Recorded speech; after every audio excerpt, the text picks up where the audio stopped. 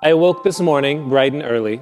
Actually, it was not so bright because my 2-year-old Sion decided to start our day well before sunrise. But the point that I'm trying to make is that I woke this morning and I thought, today is a Thanksgiving, but not like one we've ever had before. And perhaps you thought the same. On this most unique Thanksgiving, the usual traditions may seem almost antagonistic for some, as this holiday is a time for loved ones to gather together and reflect on the year past and express our gratitude.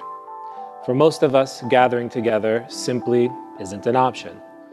And for a few at least, the challenge of finding things for which to be thankful for from this past year may seem frustratingly hard. But dear faithful, let's remember this. Thanksgiving Day is a holiday born of deprivation. Whether it was that legendary Thanksgiving meal hosted by the Pilgrims, who established this tradition after suffering greatly in their journey to America, or that fateful Thanksgiving meal declared by Abraham Lincoln as the Civil War was raging on. This tradition was intended to temper our hearts and spirits in the hard times, not indulge in the excesses of an easy life. What is it about giving thanks when it's so hard to find things to be thankful for that is vital for the human spirit? In the Armenian Church, during our Divine Liturgy, we sing a hymn which begins, Amenaini ortnyal ester, Lord, blessed are you in all things. This sentiment is one echoed by our church fathers, including Saint John Chrysostom, who declared with his last breath, Glory be to God for all things. He died as he lived, a grateful man. Earlier in his life, he said, even if it be disease or poverty, for seen or unseen benefits, and for those which we receive against our will, but also whenever we are either in poverty or in sickness, or are being insulted, then let us intensify our thanksgiving. Thanksgiving, I mean, not in words, nor with the tongue, but in deeds and works, in the mind and in the heart. Let us give thanks to him with all of our souls.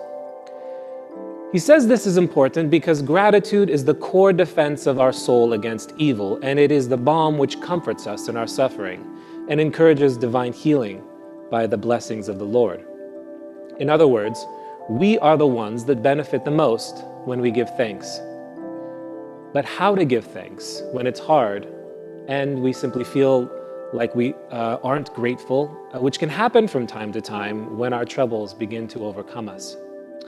Allow me to turn once again to another Holy Father, this time St. John the Solitary of Jerusalem, who recommends the following practice. When evening comes, collect your thoughts and ponder over the course of the day. Observe God's providential care for you. Consider the grace that he has wrought in you throughout the whole span of the day. Consider the rising of the moon, the joy of daylight, all the hours and moments, the divisions of time, the sight of different colors, the beautiful adornment of creation, the course of the sun, the growth of your own stature, how your own person has been protected. Consider the blowing of the winds, the ripe and varied fruits, how the elements minister to your comfort, how you have been preserved from accidents, and all the other activities of grace. When you have pondered all of this, wonder of God's love toward you will well up within you, and gratitude for his acts of grace will bubble up inside of you. Dear faithful, I pray that you are blessed with the opportunity to feel the wonder of God's love toward you during this Thanksgiving. Happy Thanksgiving from my family to yours.